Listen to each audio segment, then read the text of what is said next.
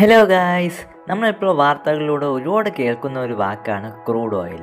ഇവൻ കാരണം തന്നെ ഒരുപാട് പ്രശ്നങ്ങളും സംഭവ വികാസങ്ങളൊക്കെ ഇപ്പം നടന്നു വരികയാണ്. എന്നാൽ എന്താണ് ക്രൂഡ് ഓയിൽ? എങ്ങനെയാണ് ഈ ക്രൂഡ് ഓയിൽ ഉണ്ടാവുന്നത്? അയ്യോ, ഒന്നും പറഞ്ഞില്ലേ ട്രംപണ്ണോ. എന്നാൽ നമ്മളൊക്കെ വിചാരിച്ചു വെച്ചിരിക്കുന്നത് വർഷങ്ങൾക്ക് മുമ്പേ മൺമറഞ്ഞു പോയ ഡൈനോസറുകളിൽ നിന്നാണ് ഇത് ക്രൂഡ് ഓയിൽ ഉത്ഭവിക്കുന്നതെന്നാണ്. എന്നാൽ അങ്ങനെ അല്ല, അത് ചെറിയൊരു തെറ്റിദ്ധാരണയാണ്.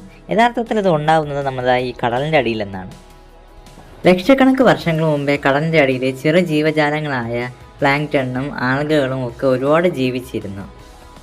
ഈ ജീവജാലങ്ങൾ മരിക്കുമ്പോൾ കടലിൻ്റെ അടിത്തട്ടിൽ അടിഞ്ഞുകൂടി അങ്ങനെ വർഷങ്ങളോളം ഇങ്ങനെ അടിഞ്ഞുകൂടി മണലിൻ്റെ അടിയിലും ചെളിയുടെ അടിയിലും ഒക്കെ അടിഞ്ഞുകൂടും. ഇങ്ങനെ ഓക്സിജൻ്റെ അഭാവത്താൽ ഇത് പൂർണ്ണമായിട്ടും ഡീകമ്പോസ് ആയി പോവില്ല.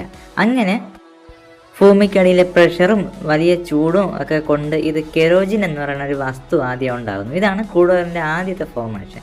ഈ കെറോജിൻ എന്ന വസ്തുവാണ് പിന്നീട് 60-120 ഡിഗ്രി ചൂടാകുമ്പോൾ ക്രൂഡ് ഓയിലും നാച്ചുറൽ ഗ്യാസുമായിട്ട് വരുന്നത്. ഈ ഓയിലിനും ഗ്യാസിനും ഒക്കെ വളരെ ഡെൻസിറ്റി വെള്ളത്തിനെക്കാട്ടിയും വളരെ ഡെൻസിറ്റി കുറവായതിനാൽ ഇവ വെള്ളത്തിൻ്റെ മുകളിലേക്ക് പോകും.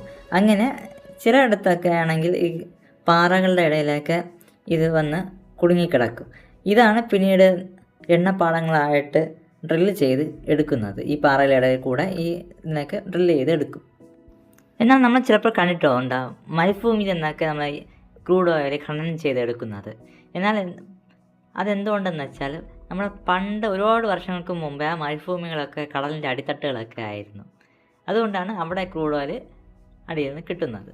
ഈ ക്രൂഡ് ഓയിലിൻ്റെ പല പ്രോസസ്സും ചെയ്ത് ആണ് നമ്മൾ ദിനം പ്രതി ജീവിതത്തിൽ ഉപയോഗിക്കുന്ന വസ്തുക്കൾ ഉണ്ടാക്കുന്നത്. നമ്മൾ വണ്ടികളിൽ ഉപയോഗിക്കുന്ന പെട്രോളും ഡീസലും മണ്ണെണ്ണ, പാരഫിൻ, വാക്സ്, പിന്നെ പല പ്ലാസ്റ്റിക് ഐറ്റംസ്. അതെ, ക്രൂഡ് ഓയിലിൻ്റെ അവശിഷ്ടത്തിൽ നിന്ന് പ്ലാസ്റ്റിക് ഉണ്ടാക്കാൻ പറ്റുന്ന പെട്രോൾ കെമിക്കൽസും കിട്ടുന്നുണ്ട്. പിന്നെ എഞ്ചിൻ ഓയിൽസും നമുക്ക് ക്രൂഡ് ഓയിൽ നിന്ന് കിട്ടും. LPG ഗ്യാസുകൾ, പല പ്രോഡക്റ്റും നമ്മൾ ക്രൂഡ് ഓയിൽ നിന്നാണ് എടുക്കുന്നത്. കൂടാതെ റോഡിലെ ടാറും നമ്മൾ ക്രൂഡ് ഓയിൽ നിന്നാണ് എടുക്കുന്നത്. അപ്പോൾ ക്രൂഡ് ഓയിലിനെ പറ്റി ഒരുപാട് റിസർച്ച് ചെയ്യാൻ വേണ്ടി നമ്മൾ ഇവനെ അങ്ങ് കൊണ്ടുപോവുകയാണ്. ചാനൽ സബ്സ്ക്രൈബ് ചെയ്യാൻ ആരും മറക്കല്ലേ.